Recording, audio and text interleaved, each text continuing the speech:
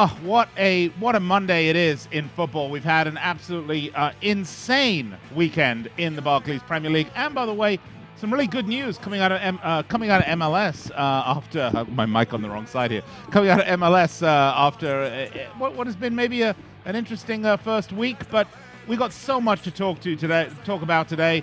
Manchester City, Chelsea, Manchester United, Liverpool, Arsenal. The top of the table today is our focus. I'm Nick Geber with Danny Page. Danny, what a weekend it was. Yeah, I mean, every game, Nick, really gives us something entertaining and interesting to talk about. Well, it seems that way every weekend, but especially this weekend with what happened at Old Trafford, with what happened for Chelsea, across the board. Just amazing. All right, looks like we lost Danny, so we'll come back to him in a minute. Anyway, 800-878-PLAY, 800-878-PLAY. We'd love to hear from you here on the show. Big hello to our men and women in uniform listening around the world on American Forces Radio. Once again, I'm Nick Geber.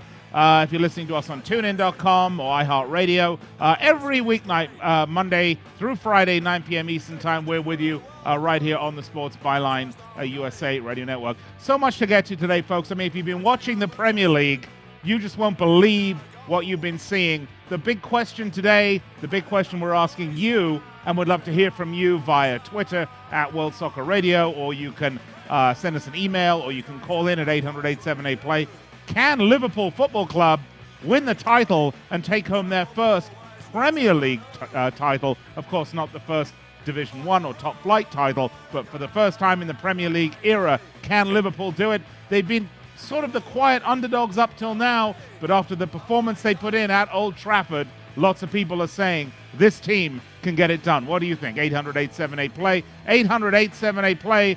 Nick Geber and Danny Page will be joining me just after the break.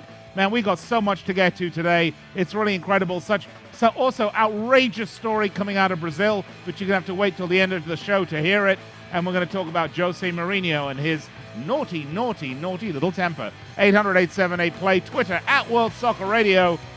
All right, we're going to step aside, take a break, and we'll be right back to kick it off. So let's get the phone lines lit. Now is a great time to use the loo if you have to do that, because the football's just going crazy. We'll be right back after this.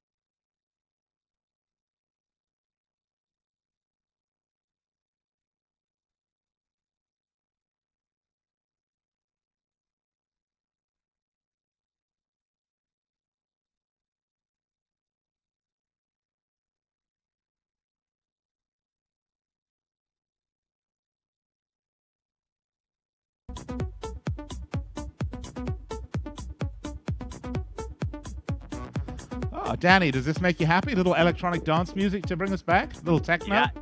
I think this isn't techno. This is progressive house. What is the difference exactly? Do I care? I think Kraftwerk plays in LA tomorrow, actually. You want to go? I am the operator of my pocket calculator. Yeah. All right. Welcome back to the show, World Soccer Radio, Sports Byline USA. By the way, a guy who should probably get out his pocket calculator is Manuel Pellegrini because, You said it right. I can't believe it. You said his name right. Well, that's awesome. Way to start the week. Well, I mean, their Champions League campaign may have been so different if he'd been able to figure out the goal differential issue, which apparently he was unable to do. So maybe a pocket calculator we should send to Pellegrini for the holidays when we get round there again. Although, of course, we are only March. Ice would have been that much different. I don't think they would have been able to score the key goal. I don't put too much on Pellegrini. They just got a bad draw. They'll be able to make a great push forward next season, kind of the same way PSG are this year. And I think City can still very well go on and win the league. Well, we're going to talk about that, Danny, because that really is, of course, the big discussions today, the Premier League and all the goings-on around the Barclays Premier League. By the way, 800-878-PLAY, 800-878-PLAY. We talk about the bottom of the table and the race for fourth and all these other things, but really the discussion today is around the big news over the weekend, which is really the race at the top of the table, the race for the title, which has been so interesting, and it started off with what would seem to be an extremely unlikely loss by Chelsea against Aston Villa, with 2 Chelsea players sent off. A very bad-tempered match, I suppose, is the only way to put it. And Jose Mourinho getting his marching orders as well. Now, the issue there, Danny, of course, is that Chelsea are going to have 2 of their important players unavailable for the next 3 games now. Yeah, I guess it is surprising to some, especially considering they're just coming off of that 4-0 win. But if you look at Chelsea's results across the board for the last 6 weeks, it really isn't that much of a shocker. A 0-0 draw with West Ham, a 1-1 draw with West Brom. They were knocked out of the FA Cup. They drew Galatasaray away. I mean, if you look at their last, 9 fixtures, only 5 of them are wins. So to me, it's not. One of those was the slim win over Everton, the 1-0 very fortunate win gifted by your choice for color commentator of the year, Tim Howard. So really, I just don't find it entirely surprising. Well, they have been inconsistent, and this is the theme, Danny. This is the theme. I mean, we can talk about it. If Chelsea want to win the Premier League, and right now we can take a look at the table. By the way, I hope you're watching this broadcast at watchwsr.com if you're not listening to it on the always wonderful Sports Byline USA radio network. Chelsea currently on top, 30 games played, 66 points. So they are essentially 4 points ahead of Liverpool, who are in second place with 29. Arsenal in third with 62 points. Arsenal third with 62 points, and Man City fourth with 60 points. But they have 3 games in hand on Chelsea. I would say with 7. Liverpool and Arsenal with a game in hand as well, Nick. Don't forget that. Yeah, Liverpool and Arsenal have a game in hand on Chelsea as well. Now, that game will be played not this Wednesday, but next Wednesday against Sunderland. That is Liverpool's game in hand. But the question then becomes, Danny, can Chelsea close it out? And, of course, we're going to find out a lot about that because let's not forget this coming Saturday, they have an absolute whopper of a match at home. They're hosting Arsenal. Yeah, surely. And it'll be interesting, this match. It was such a disappointment in the opening fixture of the season between the two in December. It was being built up as a great match on Monday Night Football, and it was a 0-0. Mourinho pretty much went to the Emirates and kind of shut things down. So it's a big key match for Chelsea. I think Chelsea will win the match coming up because it's, in fact, I think they'll win the next 2 because it's just kind of the thing that that Jose Mourinho is capable of doing, winning those matches in big situations. But if you were to ask me, do I have any faith in them closing things out and winning the league? I have 0 faith in this group at this point. And part of it is what we've talked about all season, that maybe they're a year away from really being Mourinho's dominant Chelsea. Well, they're certainly not, quote unquote, Mourinho's team. I mean, I think we can we can all agree that. And, you know, Mourinho himself has come out and said that. But I think he's doing great work with them, and I think this team is fully capable of doing a lot. I just don't know. You know, we can talk about all the analysis that we want. We can talk about all of the formation changes and this, that, and the other, and we can talk about all of the brilliance in the tactical match that we just had between Brendan Rodgers and David Moyes. But, you know, it doesn't take a genius to tell you that the one problem that Chelsea have right now is they don't have a reliable center forward, a reliable goal scorer, a reliable striker. They need one, and they don't have one. There is no Drogba that's going to pop up and score that reliable goal for you when you need it, and that's a serious problem right now, Danny.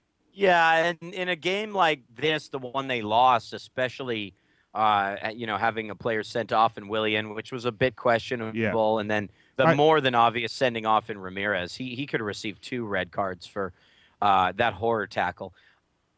You know, it's a match like that where you're nil or a man down, that you need that center forward to just be able to pop up out of nowhere, take care of business, and score a goal. And we imagine Chelsea will be recruiting that individual coming up here. Again, I think the biggest reason why Chelsea have been looked at as these, you know, out-and-out title favorites, as the clear, you know, the clear team to win the title, is simply because of City's, you know, unfortunate congestion of matches needing to be rescheduled. You know, and I know it's you normally hear the term congestion of fixtures, but in this case, they had 3 league games in February and early March that had to be rescheduled, and it just allowed Chelsea to become this sort of clubhouse leader. I think it's a bit unfair to then look at them with City 3 games in hand and superior goal difference and say, you know, Chelsea were going to run away and win this, when that was really never going to be the case. But I think that was the attitude really adopted by a lot of those that watch and follow the game. Well, the interesting thing is, I mean, Chelsea, they have their last 6 matches, they've got 4 wins, a draw, and a loss. City, their last 6 matches have 4 wins, a draw, and a loss. Right. And Liverpool, their last 6 matches have 5 wins and a draw. You know, it's going to be very, very close. It's going to be a very close title race. I tend to agree with you, Danny. I mean, what we've seen, you know, I always say that in Spain, the team that I really love is Real Madrid, because you never know what you're going to get. It's a roller coaster of emotion with Madrid. You know, it's up or down. They're either they can crash fantastically and they can put on great football, unlike the sort of steady onslaught of great football that is Barcelona. Chelsea, a little bit like Madrid right now. I mean, they're fully capable of putting on an earth-shatteringly incredible performance.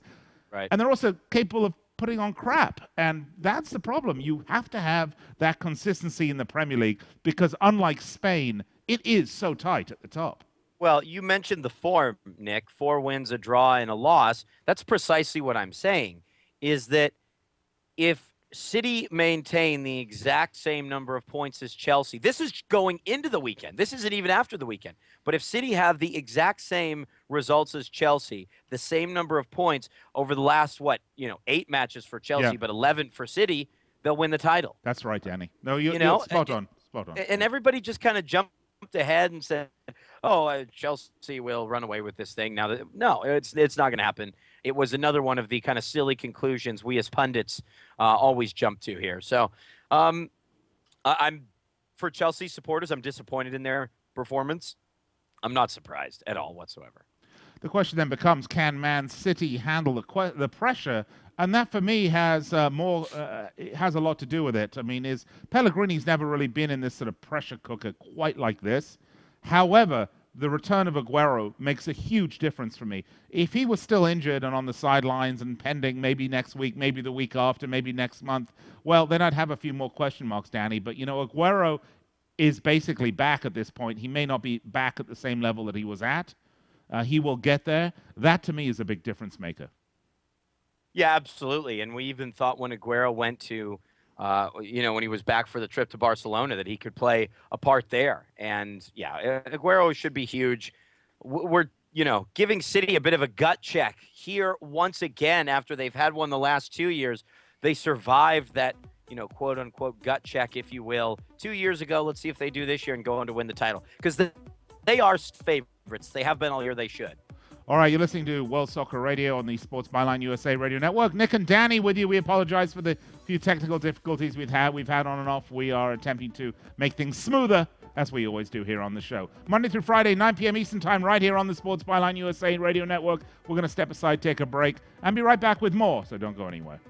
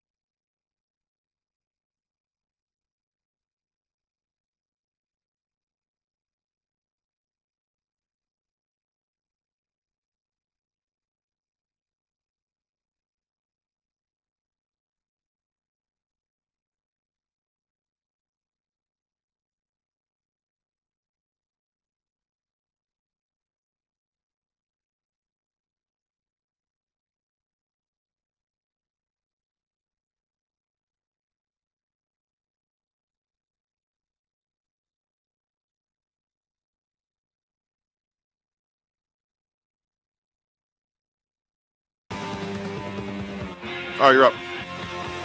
All right, I like that. Thanks a lot. Nice job. That's my generation's version of techno, Danny. Little Sex Pistols for you. Welcome back to the show, World Soccer Radio. This doesn't make sense. Sports Byline USA, Nick Eber, Danny Page with you. The big story today, of course, is what happened over the weekend in the Barclays Premier League. What a weekend of football. We had upsets abounding this weekend with Chelsea, of course, losing to Aston Villa, and the big match, Man United at Old Trafford losing in shocking fashion to Liverpool. And, of course, Arsenal getting it done at White Hart Lane, a 1-0 victory, but the North London derby, any win there is considered a great win. Right, Danny? Yeah, exactly. They weren't entirely impressive, but you really do have to look at the injuries that have piled up for this team. We say it every year at this time for Arsenal. You have to look at the injuries that have piled up for this group, and it's an impressive win. I think the race for the top four is pretty clear at this point. I mean, Tottenham are in effect between 9 and 12 points behind their closest rivals. I know City are just 7 points in front, but City have 3 games in hand on Spurs. Yeah. The race is basically over for fourth, I think. And Arsenal pretty much took care of that business as well. But you know what I really find compelling coming out of this weekend? Really interesting, Nick, is the race for 7th now. Yeah, right. Between Newcastle, Man United, and Southampton. I mean, whoa, that is some great theater. Right. Now, I do have the, if you're watching this broadcast on watchwsr.com, I do have the table up. Right. But let's get back to it, Daddy, because you're right. I mean, the top 4 are essentially locked in at this point. Man United, with that loss, now have 48 points. They are 12 points off of Man City, who have 2 games in hand on United. So that is just not going to happen. United are not going to be in the Champions League next year, unless, of course, they can overcome a rather large deficit to Olympiacos and then shock the world by winning the Champions League. But, I remember... They're not going to be in the championship either. So. No, nor are they going to be in the championship. That's right. No, I mean, we're going to get onto Man United the last segment of the show because there's such an enormous topic to get to here. And there's been some such interesting things said about the situation at Old Trafford. And we have to kind of maybe reevaluate, Danny, a little bit about where we've been in terms of David Moyes. But let's get back to what we were talking about in terms of Man City. We were asking if they can handle the pressure. And that is really when we were talking about Chelsea, Danny, and I said, they don't have that guy, that go-to guy, that guy that can pick the team up by the scruff of its neck and drive it forward. The guy like, for example, Steven Gerrard has been doing for Liverpool, or the guy like last year, of course, you had Robin van Persie, did that for Man United. That type of player is so very critical for a team that needs it. You can just look at Spurs. Gareth Bale going, and yeah, they're bringing in 100 million in players, but there's not that one great player that everyone can rely on. Of course, Liverpool have it with Suarez and Sturridge and Gerrard. City have that player. His name is Sergio Aguero. Without him, I know Vincent Kompany's the captain. No, I think. But you know what I'm saying here, right? I mean, but the fact that you didn't mention Yaya Toure as well. No, that's correct. I should have mentioned Yaya Toure. It's kind of the two of them that can really elevate this team, and they're back healthy now. And when they've been healthy, they've been so difficult to beat. Right, and I know the City fans, they've got this sort of this forced negative view of everything, particularly our regular guest here, Kartik Krishnaiyer, who was a big City fan, who's convinced, of course, that they won't win the title. They're glasses half empty kind of supporters. Always. But, true supporters are that way because, we don't want to set ourselves up. That's why I'm saying Liverpool will no way win this title. It's just not possible. But, they will look at this and say the glass is half full, the glass is half empty, and though that way they're not going to set them up for disappointment. But I think if there's any team that's capable right now, other than the informed team in the Premier League, which is Liverpool, of turning it on and putting an incredible run of fixtures together and dominating. And you don't, as you pointed out in the Arsenal-Spurs match, Danny, you don't have to win 4 or 5-0. They already have the goal differential they need. They can win 1-0, and that's just fine, thank you. It's the same 3 points. If there's any team that's capable of turning on the 1-0 victory or the 10-0 victory and getting it done, I believe it is Man City. I believe, Danny, you and I are in the same thought. Man City, I think, likely... if I had to bet, and I'm not going to bet on this one, frankly, because it's too up in the air, but if I did, I would probably put a few bucks on City, just because I think they are capable of showing us that consistency that we would require for them to win. Well, first of all, Nick, when it comes to City, I think the interesting thing about this title race is how it will unfold, okay? And the way I mean how is just kind of how it will really play itself out as the matches go along, as City make up the 3 games that they, either had postponed because of the FA Cup, because of the League Cup final, or because of that inclement weather in regards to the Sunderland tie. The midweek match next week against Man United, everyone will be watching, of course. I think we all knew that. But there will be another midweek match coming up in mid-April, and then not all... Who's going to be first and who's going to be second, just not necessarily in that order. And the reason that I say that is, let's look at the let's look at the fixtures that we have still coming up over the next couple of weeks. And remember, we do have a lot of these makeup fixtures coming, which are so important. So let's take a look at what we have coming up, and you will see, for example, we have Chelsea-Arsenal coming up. That's a huge match. That's this weekend. That's just an absolute humdinger. We've got, let's have a look, Man City hosting Fulham. That's nothing. We've got Man United, Man City on Tuesday. Don't forget that one. As bad as Manchester United are, Danny, after the defeat they took at home to Liverpool, this is their crosstown rival. Anything is possible here. I'm not going to write Man United off.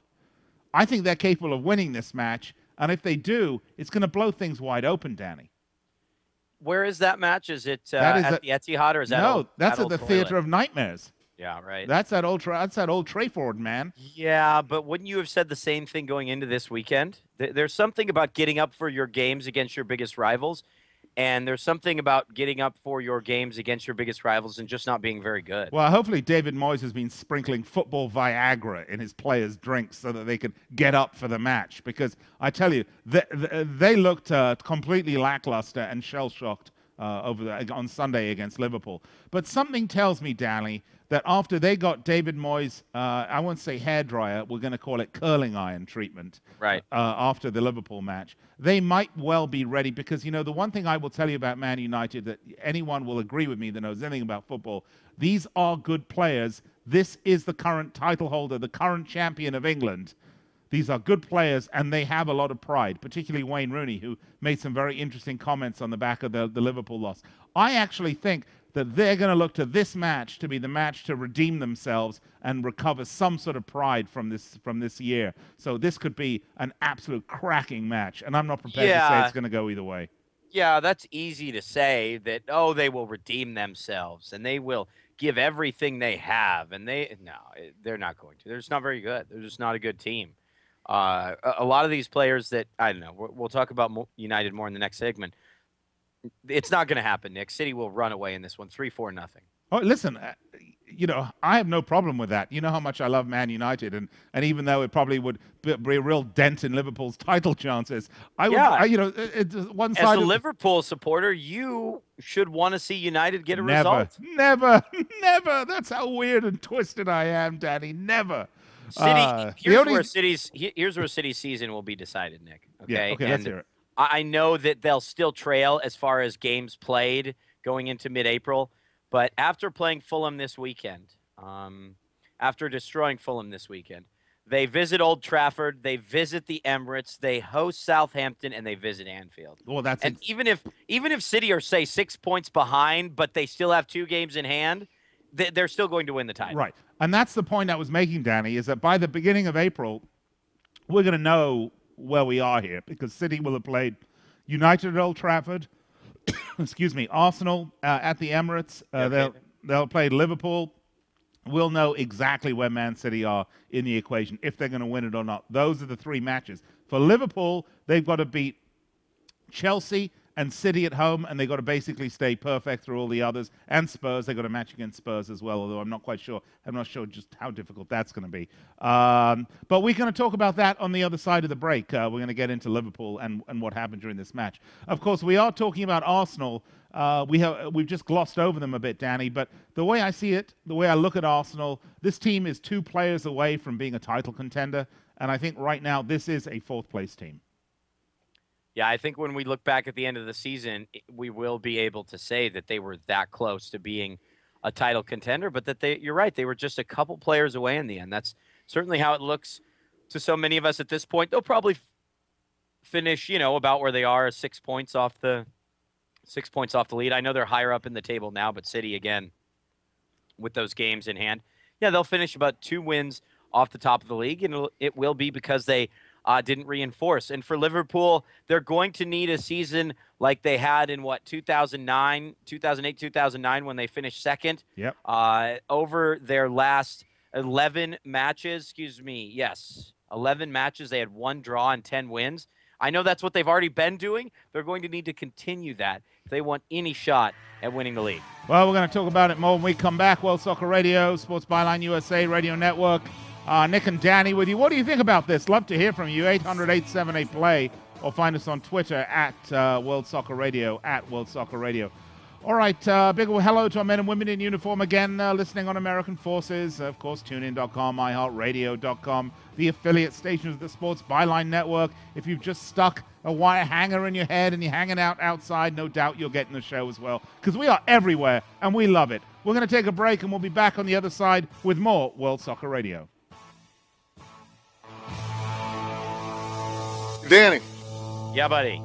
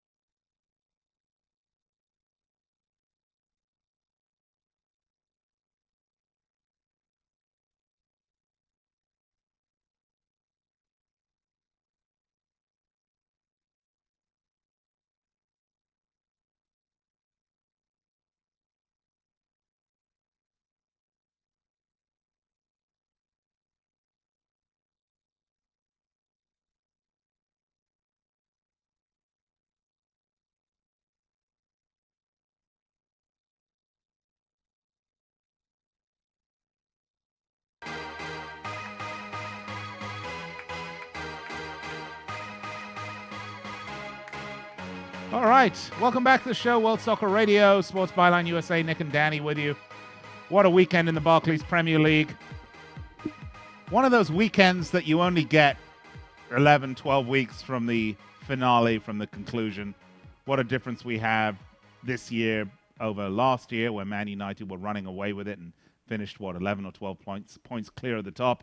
Right. Man United will be nowhere near the top this year. They will not be in first, second, or third. They will likely not be in fourth. They will not be in fifth. The question is, are they going to finish sixth or seventh place? They are having an absolute stinker of a season, and that is our discussion, this segment of the show, Manchester United. Look, as a Liverpool supporter, it's with great joy that I can finally say Liverpool are, for sure, title contenders after the drubbing they put in on Manchester United at Old Trafford. And we're going to talk about Liverpool as title contenders. But before, let's talk about the big trouble at Old Trafford. Because, Danny, watching this match, first of all, a couple points. And I'm sure you're going to disagree with me here. But a couple of points. This is a team that won the Premier League last year by what? 11, 12 points? Yeah. Essentially, this is the same team with the addition of Juan Mata. Basically. Marouane Fellaini. And Marouane Fellaini. Thank you. Okay. Come on. So we've had 2 additions. We haven't had many subtractions other than guys like Nani and people like that they could, go. That's fine. This is the same team. They are not even going to make 5th place in the league this year. So you have to ask yourself, what's gone wrong? And when I look at this match that Liverpool played at Old Trafford, Brendan Rodgers out-coached David Moyes all over the park. He came out with a diamond in the midfield with Raheem Sterling up top rather than out wide like he usually does. David Moyes didn't have an answer, didn't have a clue. There is big trouble at Old Trafford because the best that David Moyes can do is just to throw out Rooney, Van Persie, Januzaj, and Mata, not worry where they play, not put them out into any sort of tactical, not set them up in any tactical way that will give them a chance of winning. They didn't register barely a shot on goal till right at the end of the first half, Danny. This, to me, is a failing. I'm beginning to think the failing is not with the players. Yeah, they're maybe getting a bit older. Yeah, maybe some of them aren't as good as we thought they were. But the fact of the matter is, Danny, I think this is David Moyes' trouble. Yeah, it certainly seems like it's a Moyes problem here. And one issue is that no one that covers the game, the journalists in England, and they make this disclaimer, they don't really want to say things, to speak negatively toward Moyes because he's such a great guy and that, so on and so forth. But he's just not doing well. He's just not managing players as they need to be managed. He's not managing the situation as it should be managed. He went out before this match and said, United are not favorites for a home match against Liverpool. That is just a cowardice sort of statement, isn't it? You can't make those kind of statements when you are the manager at Old Trafford. And well, I think he's playing the mind game very, very poorly. I mean, which is beginning to make me think that maybe, just maybe, David Moyes was in his comfort zone at Everton with a limited budget, with limited expectations, where he could get a really good, constant speed out of that team. And I constantly use car analogies, which I know drives you nuts. But, he could take that, he could drive that car at a constant speed. He'd get from A to B at the right time. Everything was fine. But if you put him behind the seat of a race car, he ain't going to win any races. And I think we're seeing what his limitations are. Now, the question becomes, David Moyes is a very intelligent man. I met him. I've spoken to him. I know he is. Is he an adaptable man? That's what we've got to find out. And is he going to have the time to become an adaptable man if he's not already? Well, one thing that interests me about Brendan Rodgers over time, by the way, Nick, have you read the stories this weekend that Barcelona are inquiring? I understand they promised him a castle with a massive painting of himself twice as big as the one that he has now. Man, I would just absolutely enjoy that just to see how much it would upset you. I'd be all right with it. Anyway, here's the thing about Rodgers that is pretty much the exact opposite of Moyes, is that Rodgers, in a very Mourinho-like sense, looks at each match and says, how should my team play? How should we line up? What should we do? So on and so forth. Whereas on the other hand, Moyes just sends out, we'll send out this group. Rodgers put together a completely different setup with the diamond in the midfield, with Raheem Sterling in the number 10 spot behind the two strikers, a completely different setup and team than he has it all this season. And Moyes isn't managing in that way. And I think it gives Liverpool a huge advantage in their big matches, and it's a major disadvantage thus for Manchester United. So he's not just losing the mind games, he's losing the tactical games as well. Well, that's it, isn't it? I mean, he's losing the tactical game, and that's showing that he's maybe not tactically as astute or astute enough to run a big club like Manchester United. I mean, you talk about what Brendan Rodgers did, and it's something that we've talked about on this show a number of times. I brought up the point when we were discussing David Moyes before. I said, the man has, there's a saying that we have around the gambling and the poker world that, you've got some gamble in you. David Moyes has zero gamble in him. He's super conservative. He's hyper conservative. And hyper conservative won't win you titles. It just won't. He doesn't have any gamble. He's not afraid to mix it up. He's afraid to mix it up. He's afraid to take a chance. And so he puts a team out, and Danny, he puts them out in a position to fail. Puts them out in a position to fail. And again, I think one of the issues that's a little bit underrated here and isn't discussed as much as should be is Alex Ferguson's stubborn approach to putting some of the players he bought in key positions for a number of years. Rafael does not belong as a starter, okay? Evra, Vidic, Ferdinand, give me a break. These are not players that really should be starting for a team that has dreams of winning the title. It just is a pretty sad group of players. And which pundit was it that said they could take a decade now to regroup? They might take that. Was that Danny Mills, right? Yeah, it was. It was Danny Mills on BBC said they. But look, this team is a team of winners. You've got guys like Wayne Rooney and Robin van Persie, Juan Mata. I mean, these are guys that have that extra something, that quality that turns a good player to a great player, that takes their value from 5 million to 30 million. And if you didn't think that this defeat at Liverpool, at the hand of Liverpool, was devastating, let's look at a tweet from Wayne Rooney. This is what the great potato head had to say. Quote, yesterday was one of the worst days I've had. Yesterday was one of the worst days I've had in football and was hard to take.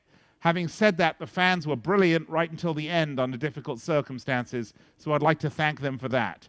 We need to move on as we have a big game on Wednesday. If the fans can repeat an atmosphere like Sunday, then we'll have a good chance of going through again. Thanks for all your support. By the way, that was obviously a Facebook posting and not a tweet. Otherwise, Wayne Rooney has his own version of Twitter that allows you to have like 1 million characters, and I want that. But having said that, this was his Facebook post.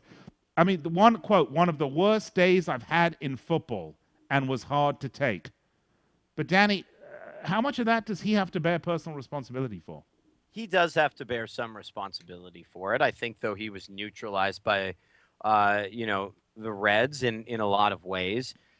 Here's why he needs to bear responsibility. If it's one of your worst days in football and you're,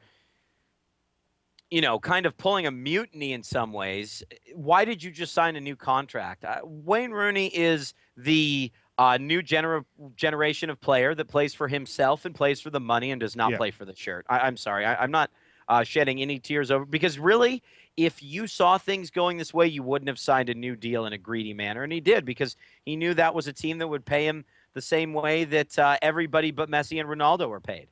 Well, Danny Mills said it's can take United up to 10 years to challenge for the title again. And Danny, is he related to Haley Mills? No, and I actually agree with you. I agree with him, and I'll tell you why. One of the problems that they will find when they do not make the Champions League this coming year is that it's going to become much more difficult to make a case to some of these really good players that they want to bring in to come to the club, because there is no top-level European football. And quite frankly, it's not as if it's an anomaly. It's not as if they're good. I think Spurs have a better argument to some of these players to come play potentially European football there, because at least they'll be playing in the Europa League. I can't see Man United getting that much better in that. Do you really think they're going to give £200 million to David Moyes in the summer? I don't think they're going to do that at all. I think they're going to look at this guy and say, we don't know if you're the guy, but we put ourselves in a position where we can't fire you because we signed you to a 6-year deal, and Alex Ferguson said we all have to back you. we're gonna give you a little bit of money here and there, see who you can recruit, see how you do early in the season. And I tell you, Danny, if they're not making it happen come Christmas time next year, he's gone. He might be gone in the summer. I really think so. This is just inexcusable. And sometimes you just need to wipe the slate clean, Nick. Sometimes you need to just start over. Well, I mean, Spurs did that with AVB, basically, right? And they're going to need to do it again with Tim Sherwood. Yeah, probably. I think when you look at the summer transfer market, they're saying that's exactly how United are going to have to turn things around. There were key players turning down United before this season ever started. I mean, how many players did they go in for that basically said, no, I don't want to go there? A lot. I think they need to try and tie up a deal for Toni Kroos almost immediately. He is an available player because he doesn't play a lot at Bayern Munich. He's a really outstanding midfielder. I think he would help United a lot. I think you need to start from there, tie up someone early that's affordable, and then move forward. I think it's, we're talking about the champions of England having to tie up a bench player from Bayern Munich and tie him up early so that he doesn't go anywhere. I mean, this is, how the mighty have fallen. But you're right, Danny. Look, I think we underestimate how powerful the draw of playing for the legend Sir Alex Ferguson was. And I think once he's gone, I think the whole house of cards is collapsing around David Moyes, if you ask me. They are still the champions of England, not for much longer, though. I think in about 2 weeks, 3 weeks, it should be confirmed that they will not go on and repeat as champions. Yeah, mathematically it will become impossible. Now, one team we need to talk about very quickly, we just touched on it. You think Liverpool have to be perfect to win, Danny. But, they do have two things going for them. They have the best strike partnership in football right now, and they also have a lot of momentum riding into the end of the season, which is really what you want. What if they won 8 out of 10 at this point? They won 9 out of 10, I think, right? 9 out of 10. And they need to win, you agree, every one of the rest of their matches. It just seems too good to be true, basically. It seems too good to be true that they're going to finish the season winning, 17 out of 18. I just don't think it's I don't think they would need to win every match. I think they could lose. They could draw. They could get a draw and a loss, I think, and still win. 16 out of 18. Yeah, 16 out of 18. I just don't think it's going to happen. I think that there were just a couple of... Well, no. Wait a minute. There's not 18 matches left, Danny. Yes, but that will be the... There's 9 matches left. But if you go back over the last 9 or 10 and add in that run, that means they will have won 16 out of 18, basically. Well, basically, go ahead. I just don't think that they will be able to recover from some of the results earlier in the season, like, for example, the West Brom match at the Hawthorns. Beautifully put. Some of these results that really were just poor results, it's tough to recover from that. And Danny, we say at the time that those things happen, the Premier League is so tight at the top, you can't afford those little slip-ups. They always come back to bite you in the backside. And you may be right, absolutely. All right, World Soccer Radio, Nick and Danny. When we come back, a couple of tweets. We're going to get into Fergie time on the show, and then we're going to wrap it up on the Sports Byline USA Radio Network. We'll be right back after this. 800-878-PLAY if you've got anything to say. Otherwise, find us on Twitter at World Soccer Radio. That's at World Soccer Radio. Or you can even find us on Facebook, facebook.com/ hey, how about this for a surprise? World Soccer Radio. Okay, we'll be right back after this.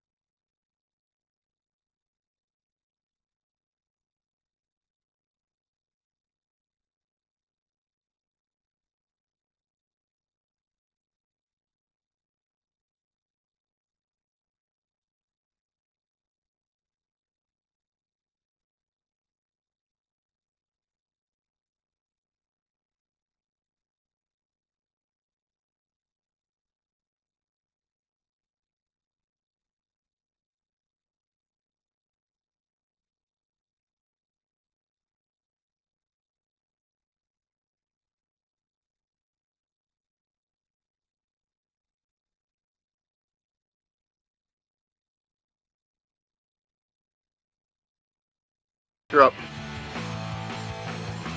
All right, welcome back to the show, World Soccer Radio. Nick and Danny. This is our Fergie time segment. That's right, it should only be 3 minutes, but sometimes it goes on for 5. You just never know. All right, Danny, what stories do we have for Fergie time today? Well, I think there are a number of stories to look at here for Fergie time. How about the great advertisement for Major League Soccer, as you would say, Nick? The 2-1 win for Toronto over Seattle. Defoe at the double, Dempsey with a goal. It doesn't get much better for the league, does it? No, it doesn't, and this is what we want. And I think bringing Jermaine Defoe over, still with 3-4 good, solid, top-quality years ahead of him, Clint Dempsey coming back, Michael Bradley. Hey, listen, the league is just looking up from my perspective. Here's an interesting story, Nick, involving a former Old Trafford legend. I'm not sure if you saw this yesterday, but famous Hollywood-based actress Keira Knightley has revealed that she, quote, that she thinks Gary Neville's commentary is, quote, effing amazing. Pretty incredible. Wow. Keira Knightley loving what Gary Neville does. How do you feel about it? I think that's shocking, Danny. What about Brazil? Yeah, the stories coming out of Brazil are obviously, I wouldn't call this necessarily surprising, but yet again, controversy leading into the tournament. Yeah, absolutely. We're, of course, talking about a former Bruno Fernandes de Souza. He's a 28-year-old, had his girlfriend, he's a former goalkeeper for Atletico Mineiro, if I'm not mistaken, had his girlfriend killed by his friends and her body fed to his dogs, so he didn't have to pay child support. He admitted to guilt, sentenced to 22 years. Well, he put on 4 years of good behavior. So now they're going to let him out of prison because he just signed a new professional contract with another Brazilian team. So they're going to let him out of prison for match days and training. How crazy is that? I'm sorry, Brazil. I know you like football, but you got to get your head on straight. Yeah, pretty crazy stuff, Nick. Good show today, man. Champions League tomorrow. So we'll be back on the air 9 p.m. Eastern Time, right here on the Sports Byline Network. Coming up next, the one, the only, the legend, Mr. Ron Barr.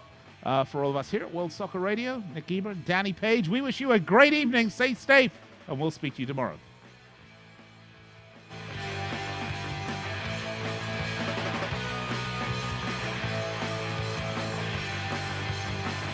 Well, I didn't see the time. Sorry about that. I was like, whoa, it's over.